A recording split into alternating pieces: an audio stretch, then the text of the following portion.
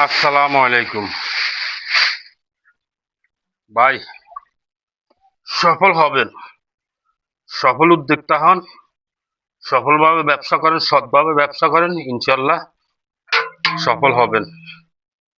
এই যে আদার গুলো এমনি এমনি কিন্তু এখানে আসে নাই, অনেক পরিশ্রমের বিনিময় এখানে আসছে।